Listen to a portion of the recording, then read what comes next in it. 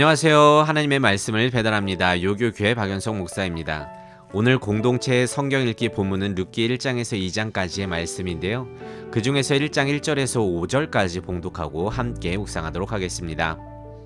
사사들이 치리하던 때에 그 땅에 흉년이 드니라.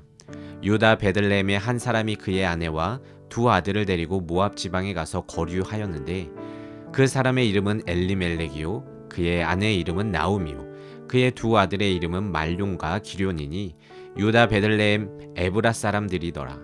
그들이 모압 지방에 들어가서 거기 살더니 나오미의 남편 엘리멜렉이 죽고 나오미와 그의 두 아들이 남았으며 그들은 모압 여자 중에서 그들의 아내를 맞이하였는데 하나의 이름은 오르바요 하나의 이름은 룻이더라. 그들이 거기에 거주한 지 10년쯤에 말론과 기럯 두 사람이 다 죽고 그 여인은 두 아들과 남편의 뒤에 남았더라.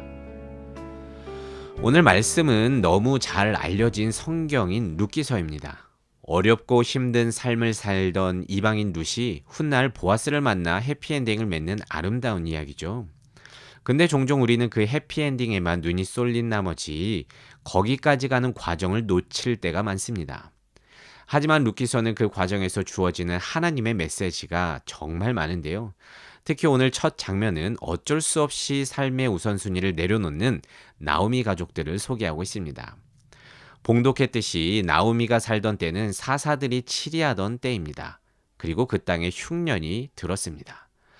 먼저는 사사시대, 어제까지 살펴봤듯이 그 시대는 정말이지 제멋대로 하는 끔찍한 때였고요. 흉년, 입에 풀칠하기도 어려운 그렇게 영적으로나 육적으로나 힘든 그때에 나오미에게는 병들다라는 뜻의 말론과 쉽게 부서지다라는 뜻의 기럯 두 아들이 있었습니다.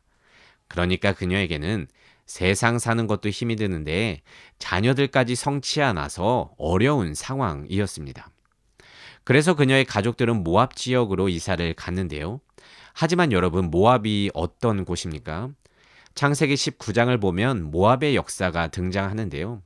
모압은 아버지 롯과 그의 딸이 동침해서 나온 자식으로서 태생부터 율법에 어긋난 자들입니다.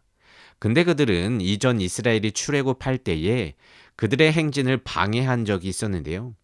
그 때문에 율법에서는 모압 사람들은 여호와의 총회에 들어오지 못한다고 못을 박았습니다. 그렇게 이스라엘은 앞으로 모압 사람들과 상종하지 말 것이 율법에 기록되어 있었는데요. 사사시대, 흉년, 자녀들까지 성취하는 나머지 나오미 가족은 모압으로 건너가고 말았습니다. 그들은 어쩔 수 없다며 율법은 잠시 내려놓고 넘지 말아야 할 선을 넘어버린 것입니다. 하지만 그들은 고향을 떠난 지 10년 만에 남편과 두 아들을 모두 잃었고 나오미는 자신의 인생을 돌아보면서 오늘 봉독은 안 했지만 그 후에 이렇게 고백합니다. 여호와께서 나를 치셨다. 즉 자신의 선택이 잘못되었음을 인정하는 것인데요. 하지만 저는 좀 그렇습니다. 아니, 세상은 어지럽고 흉년이 들었는데 게다가 자식들은 병약한데 어쩌란 말입니까? 어떻게든 살아보겠다고 한 건데 방법이 없는데 이거는 이해해 줘야 하는 거 아닌가 하고 말입니다. 하지만 성경을 잘 보면 왜 나오미가 이렇게 고백했는지를 알 수 있습니다. 당시 어쩔 수 없는 상황 속에서 백성 모두가 이스라엘을 떠나지 않았다는 점입니다. 그러니까 나오미는 어쩔 수 없다는 핑계로 당장의 유익을 위해서 주의 뜻을 저버렸다는 것을 인정하는 것이고 알 수 있다는 것입니다. 물론 그 상황이 힘들지 않다는 것도 아니고요. 이해가 안 가는 것도 아닙니다. 하지만 어쩔 수 없다면서 우선순위를 내려놓을 때에는 그 결과가 우리의 생각을 뛰어넘는다는 것입니다.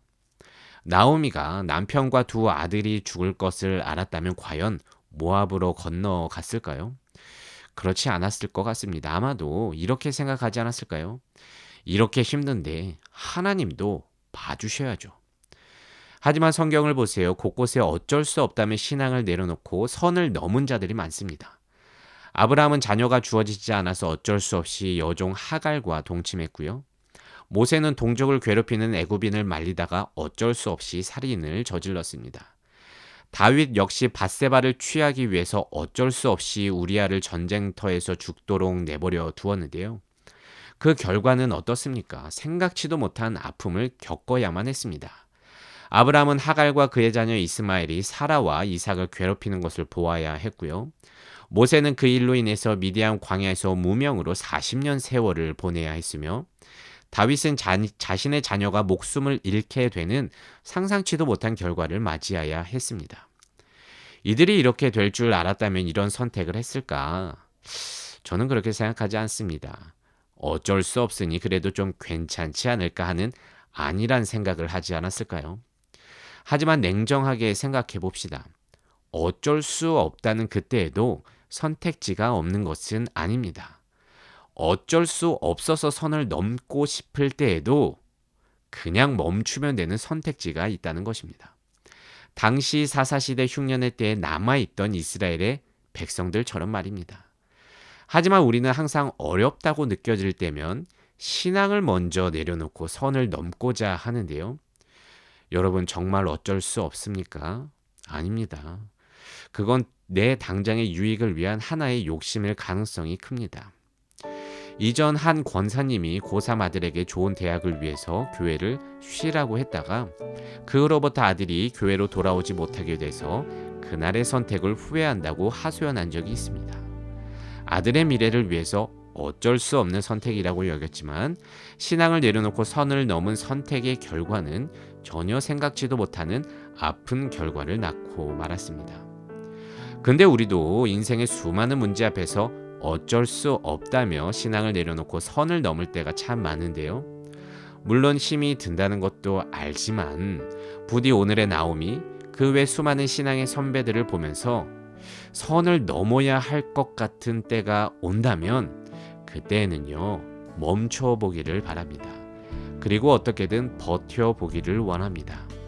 왜냐하면 믿음의 선을 넘어 돌아오는 인생의 결과는 우리가 제어할 수 없는 아픔이 될 때가 참 많기 때문입니다.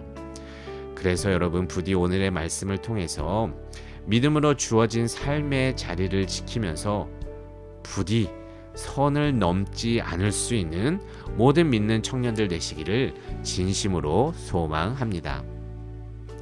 말씀을 묵상하며 내 삶에 적용하기를 원합니다.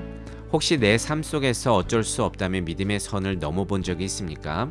나는 언제 그런 유혹을 받는지 돌아보고 그때마다 멈출 수 있는 믿음 달라고 기도해 봅시다.